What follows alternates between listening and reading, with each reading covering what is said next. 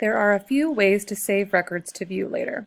If I wanted to save this ebook to read later, I could click on this thumbtack right next to the record,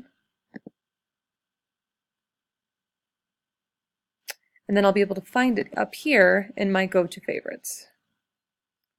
There it is. You can also save queries.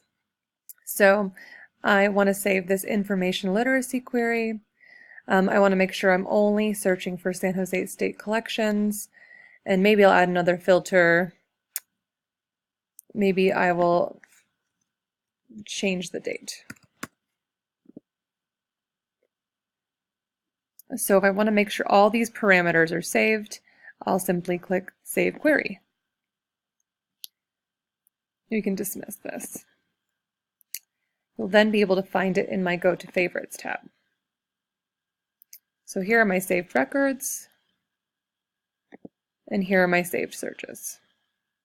You can see these two are slightly different. This one has a few more parameters.